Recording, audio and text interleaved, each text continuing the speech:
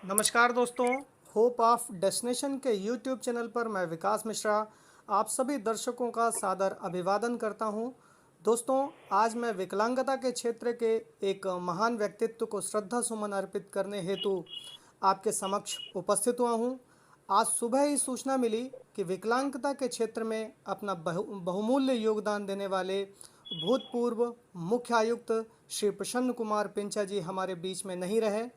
ऐसी दुख की घड़ी में होप ऑफ डेस्टिनेशन परिवार श्री प्रसन्न कुमार पिंचा जी के प्रति विनम्र श्रद्धांजलि अर्पित करता है तथा ईश्वर से प्रार्थना करता है कि दिवंगत आत्मा को अपने श्री चरणों में स्थान दे तथा परिवार को दुख सहने की शक्ति प्रदान करे।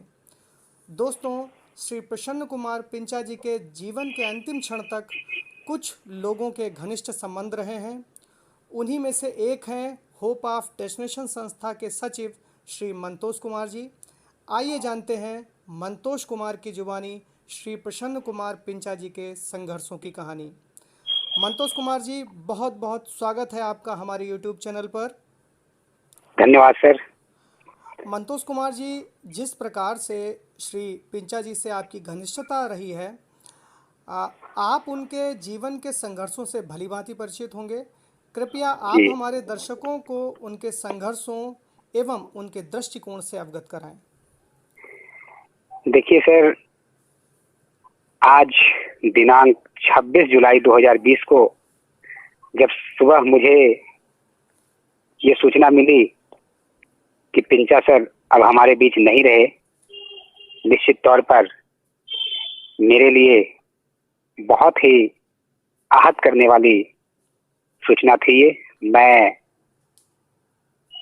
उनके साथ विगत कुछ वर्षों से काफी घनिष्ठता से जुड़ा रहा और उनके विषय में मैं यही कहूंगा, उनके असामयिक निधन होने पर, कि हम लोगों ने, पूरे दृष्टिबाधित समाज ने, पूरे विकलांग समाज ने और विशेष रूप से मैंने एक अभिभावक खो दिया है।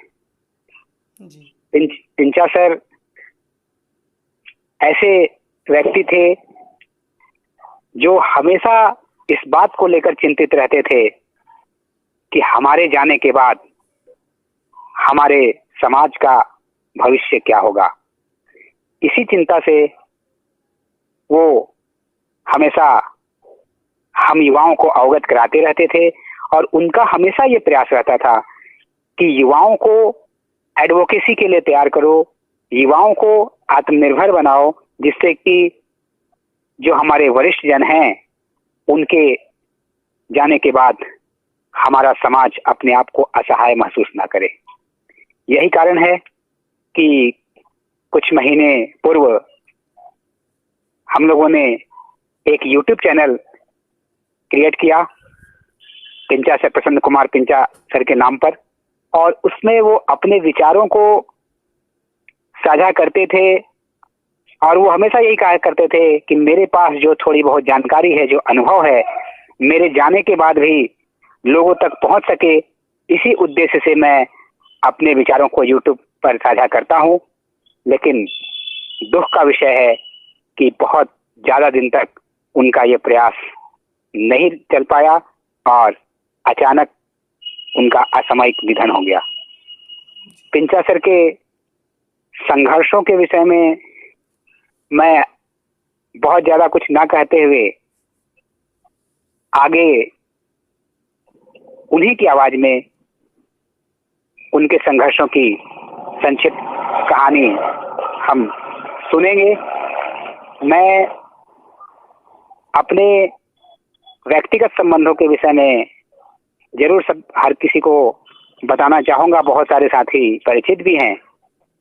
पिंचा सर हमेशा मुझे ये कहा करते थे कि मंतोष, मैं तुम्हें एक योग्य व जिम्मेदार पद पर देखना चाहता हूं, जहां से विकलांगजनों के अधिकारों की रक्षा हो सके।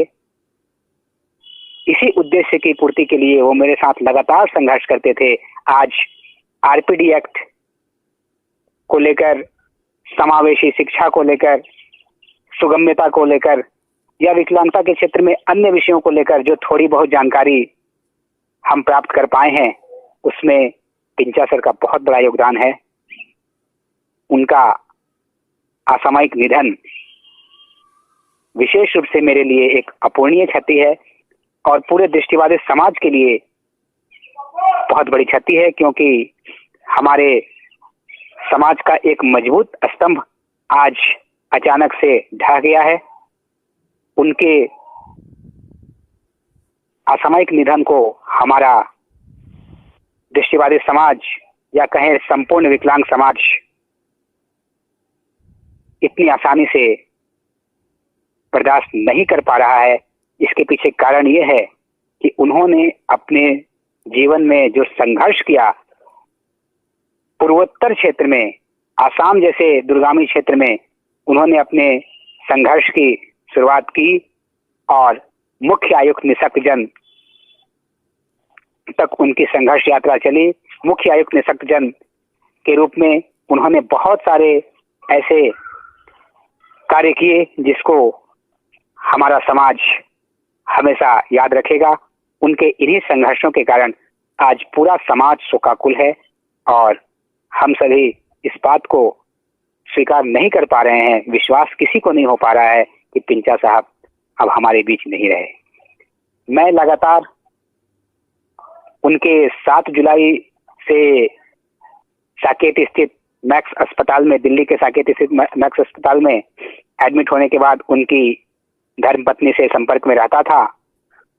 कल शाम में मेरी उनसे अंतिम वार्ता हुई थी। वो यही कह रही थी कि सर के स्वास्थ्य में सुधार हो रहा है और वो ये बताया करती थी कि वो अक्सर तुम्हारे बारे में पूछा करते हैं कि मंतोष का फोन आया था क्या। तो इससे आप समझ सकते हैं कि मेरे से उनको कितना लगाव था।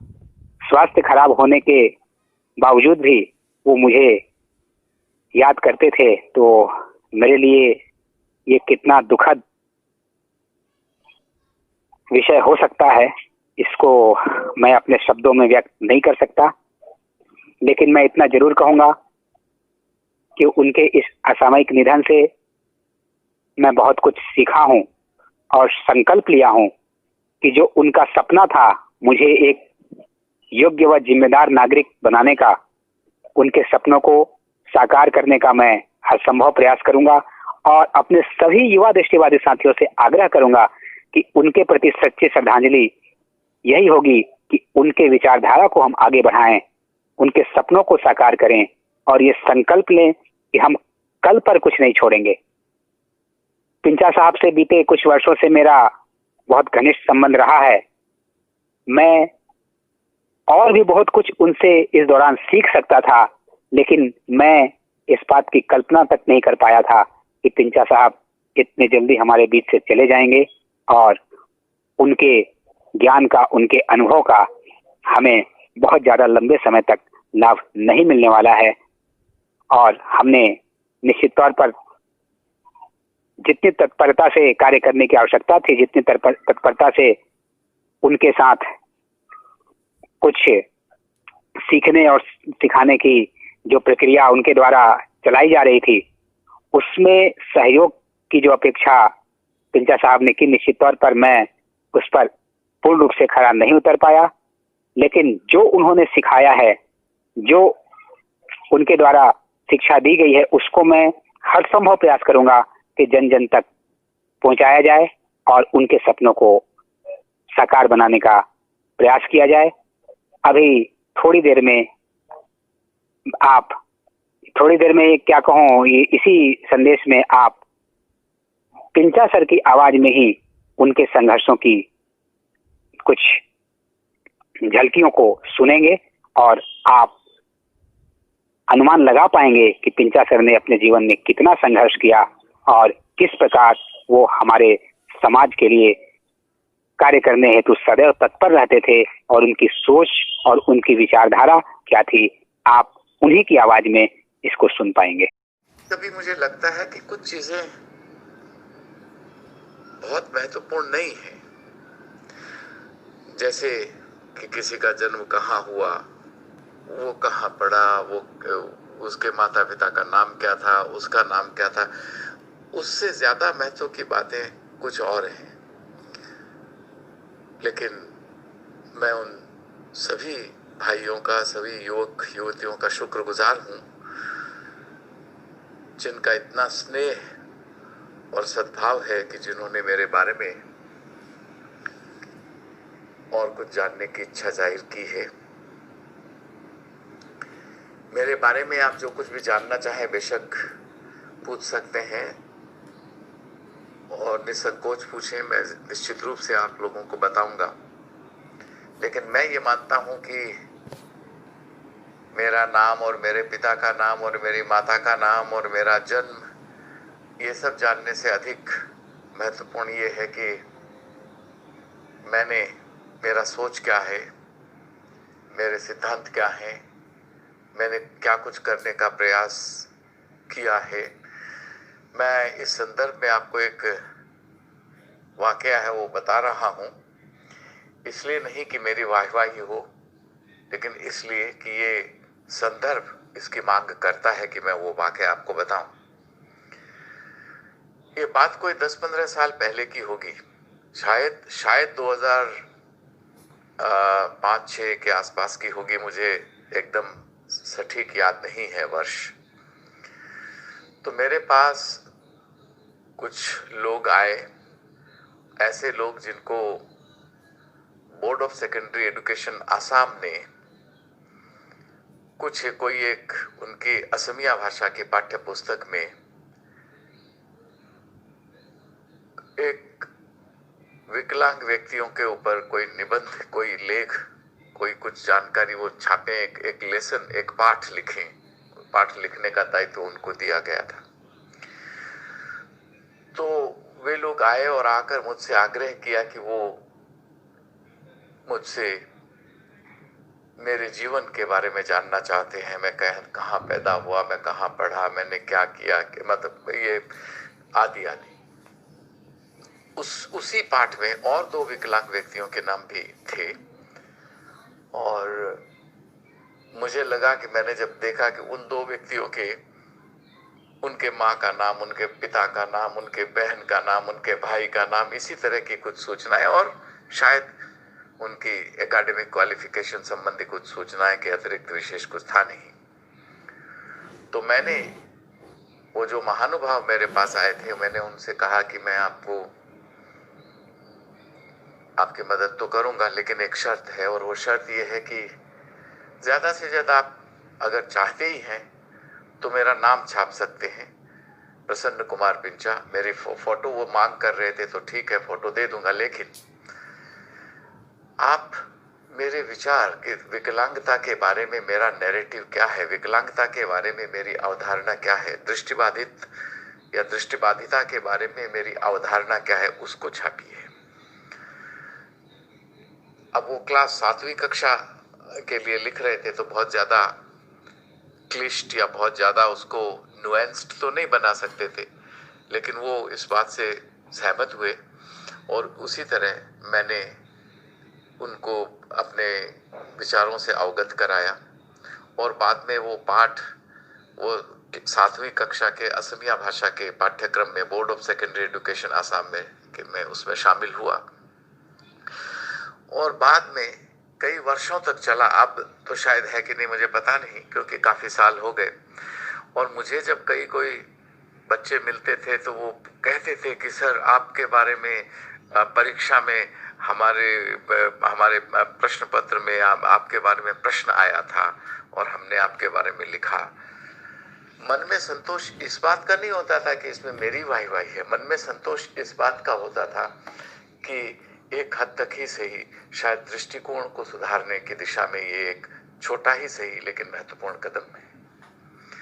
इस तरह के और बहुत सारे वाकयात हुए हैं जिनके बारे में देश के इस हिस्से में हो सकता है शायद जानकारी कम हो, क्योंकि मैंने स्वयं विकलांग व्यक्तियों के खिलाफ या इवन यहाँ तक कि मेरे स्वयं के खिलाफ किए जाने वाले भेदभाव के लिए बड़ी लड़ाई लड़ी है। और सरकार के साथ, जब मैंने आपको अपने सुबह के संदेश में एक बात बताई थी कि मैं जोरहाट दृष्टिबाधित विद्यालय का, जो अब सरकारी है, एक समय में मैं वहाँ का अवैतनिक प्रधानाचार्य हुआ करता था, और जब सरकार ने उसको अधिग्रहण किया तब से मैंने वो वेतन लेना शुरू किया, और मैं असम में पहला ब्लाइंड गेजेटेड ऑफिसर था उस समय। तो मैं ये कहना चाहता हूं कि उसके बाद जब संयुक्त निदेशक के पद, समाज कल्याण में संयुक्त निदेशक के पद के लिए नियुक्ति की बात आई और प्रमोशन की बात आई, तो उन लोगों ने, यानी असम सरकार ने, वहाँ उसी विभाग के कुछ ऑफिसर्स ने लॉबी किया कि इनको दिखता नहीं है, इनको कैसे जॉइंट डायरेक्टर बनाएंगे। तो उन्होंने कुछ दूसरे ऐसे ही बहाने बना करके कि नहीं, ये एक एक्स कार्डर पोस्ट के रूप में इसको कर देते हैं, और असल में उनको जो ब्लाइंडनेस का नाजायज फायदा उठा करके कुछ निहित स्वार्थों वाले जो अफसर थे वो इस बात की कोशिश कर रहे थे। मैंने इसके लिए एक लंबी लड़ाई लड़ी, केवल मेरे लिए नहीं, क्योंकि प्रिंसिपल से जॉइंट डायरेक्टर के लिए प्रमोट होने में कोई बहुत ज्यादा वित्तीय फायदे की बात थी नहीं।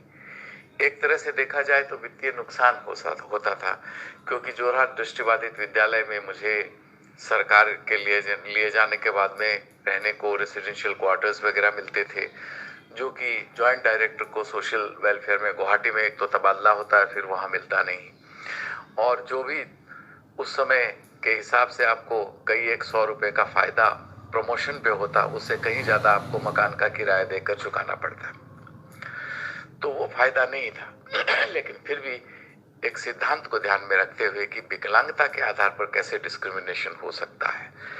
हालांकि उन्होंने पेपर में विकलांगता के आधार पर उसको नहीं दिखा के उन्होंने कहा कि स्कूल का हमने अधिग्रहण किया है और इसको हम एक्स कार्डर के रूप में ट्रीट करेंगे, ऐसे करके। तो मैंने पहले तो अपने डिपार्टमेंट में बहुत फाइट किया, डिपार्टमेंट में ऊपर तक गया, वहां मुझे न्याय नहीं मिला। फिर असम एडमिनिस्ट्रेटिव ट्राइब्यूनल में गया, वहां भी मुझे न्याय नहीं मिला।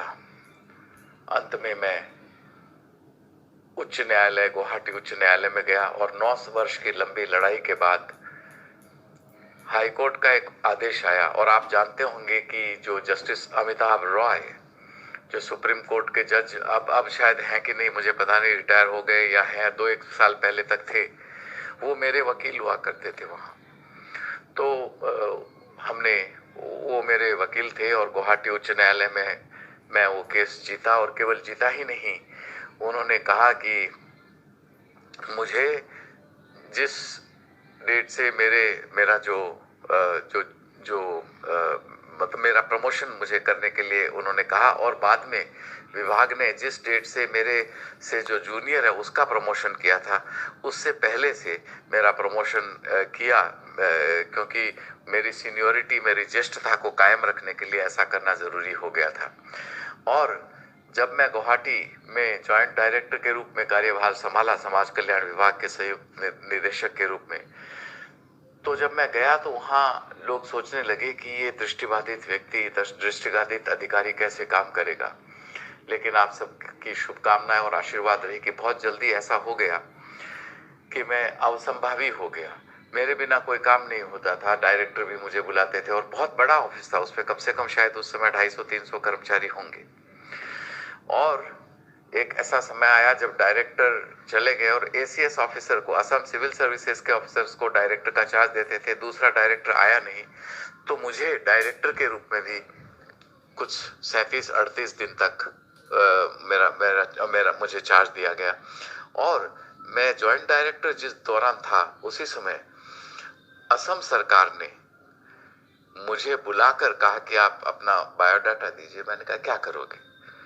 तो कहा कि नहीं, एक बार दीजिए। चाहिए तो दिया। तो फिर मुझे पता चला कि उन्होंने मेरा नाम राष्ट्रपति के पुरस्कार के लिए वहाँ रेकमेंड किया था। वो 1999 की बात है जहाँ तक मुझे याद है। तो जो social justice of and empowerment ministry देती है, उन्होंने उस समय मुझे विजुअली इम्पेयर्ड बेस्ट एम्प्लॉय का अवार्ड दिया। तो ये बात मैं आपको इसीलिए बता रहा हूँ कि, और उसके बाद वहाँ लगभग 3 वर्ष मैंने काम किया। 3 वर्ष तक काम करने के बाद जब मुझे एक्शन एड नामक एक अंतर्राष्ट्रीय गैर सरकारी संगठन जो कि 40 से अधिक देशों में काम करता है दुनिया के, उसमें भारतवर्ष के पूर्वोत्तर क्षेत्र में क्षेत्रीय प्रबंधक का काम मिला। एक्शन एड केवल विकलांगता पर काम नहीं करता था, विकलांगता एक मुद्दा रहा, इसके अलावा और तमाम मुद्दे हैं, जैसे HIV एंड एड्स है, जैसे जो ट्राइबल लोगों के लाइवलीहुड्स है उसके ऊपर, जैसे इमरजेंसीज है, क्योंकि असम एक ऐसी जगह है, नॉर्थ ईस्ट एक ऐसी जगह है जहां प्राकृतिक आपदाएं होती रहती हैं, ऐसे इश्यूज के ऊपर भी मुझे काम करने का अवसर मिला। और मुझे ये साबित करने का अवसर मिला कि ये जरूरी नहीं है कि एक विकलांग व्यक्ति केवल विकलांगता के क्षेत्र में ही काम करेगा। विकलांगता तो मेरा हमेशा बना ही रहा, उस समय भी विकलांगता संबंधी भी प्रोजेक्ट्स हमारे रहते ही थे, लेकिन वो सब उसके अतिरिक्त और भी इश्यूज थे जिन पे मैंने क्षेत्रीय प्रबंधक के रूप में काम किया। और उसके बाद 2007 के जून महीने में मैं यहाँ दिल्ली आया, और दिल्ली आकर के यहाँ एक्शन एड में ही मेरा तबादला हुआ, और एक्शन एड में मैंने United Nations convention on the rights of persons with disabilities की एक यूनिट थी, उसमें उसका मैं हेड बना। और उससे पहले भी मैं जब वहाँ क्षेत्रीय प्रबंधक था गुवाहाटी में, तब भी मैं सर्व भारतीय स्तर पर एक्शन एड में डिसेबिलिटी का नेशनल थीम लीडर रहा। तो बहुत सारी बातें हैं। फिर यहाँ आकर एक्शन एड में मैंने 2008-9 के आसपास तक, शायद 9 मार्च एंड तक काम किया।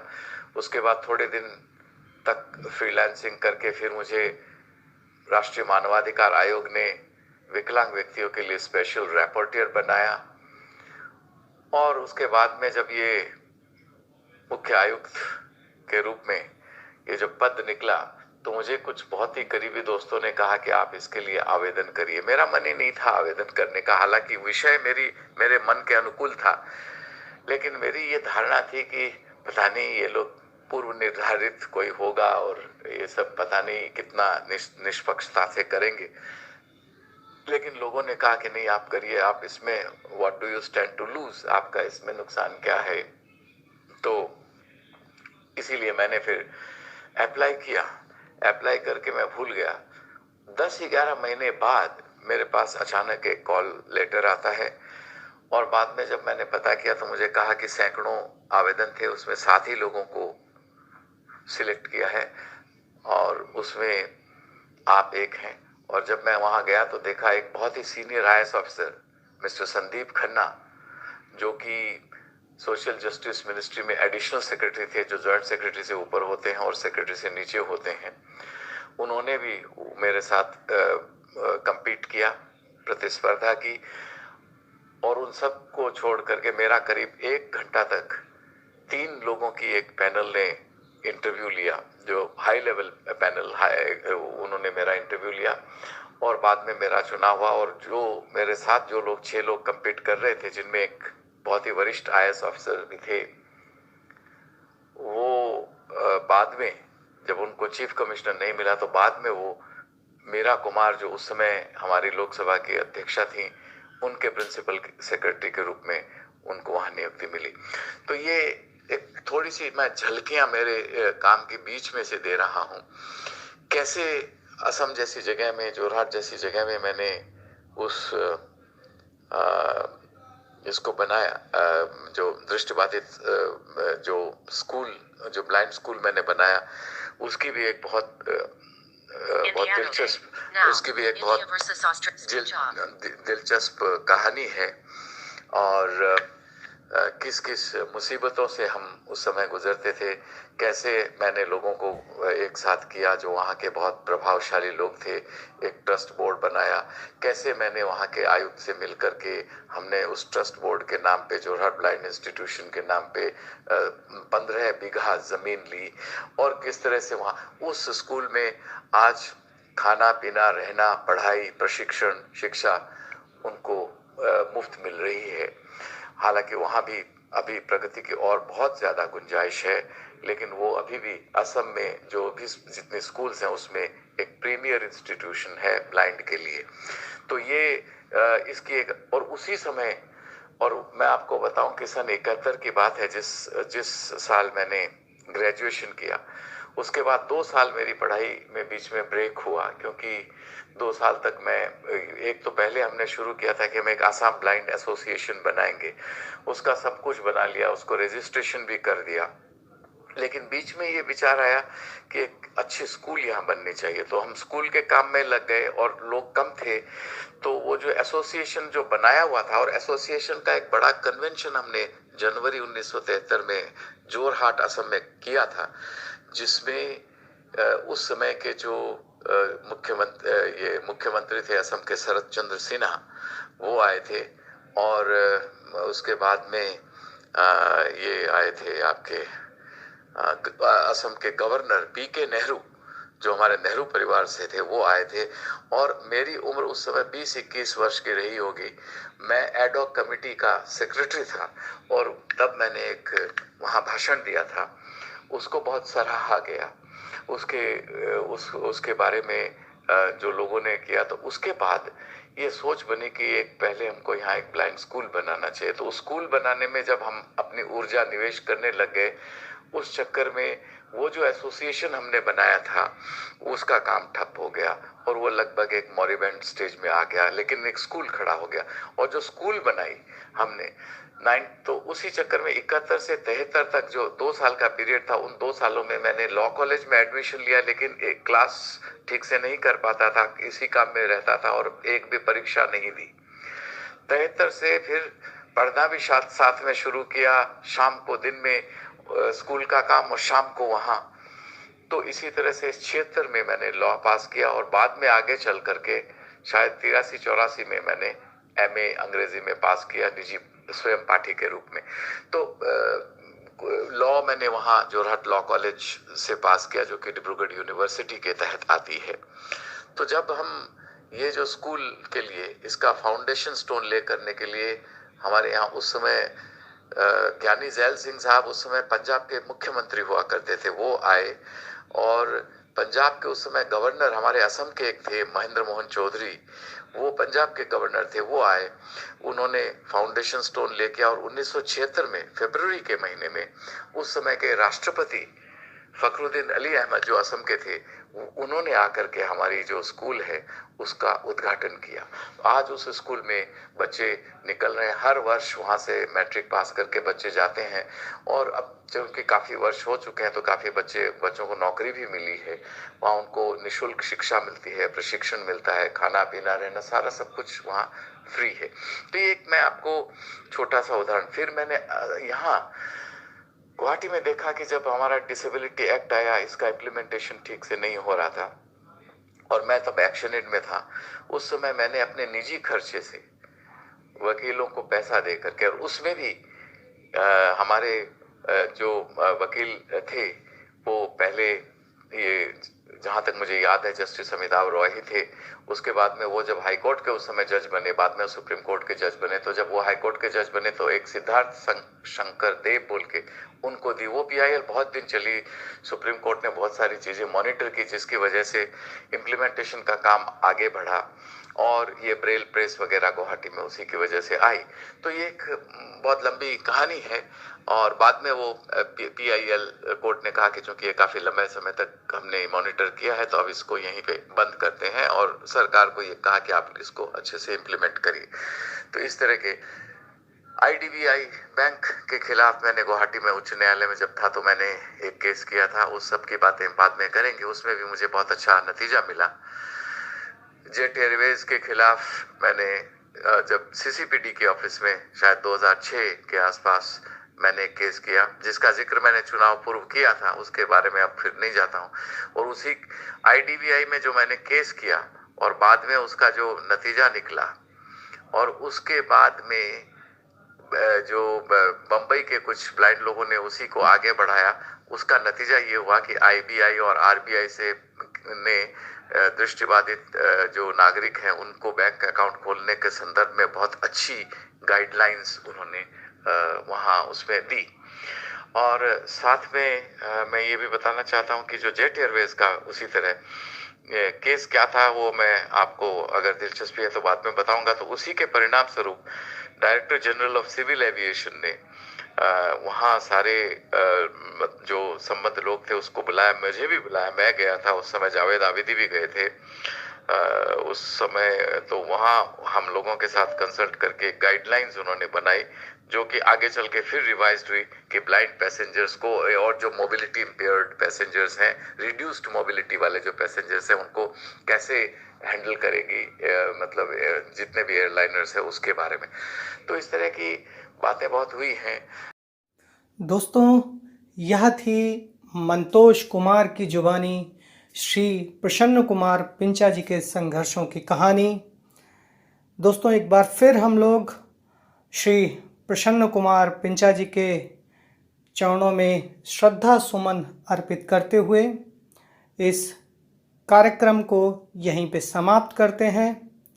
फिर मिलते हैं किसी अन्य कार्यक्रम में। तब तक के लिए आप सभी को नमस्कार, धन्यवाद।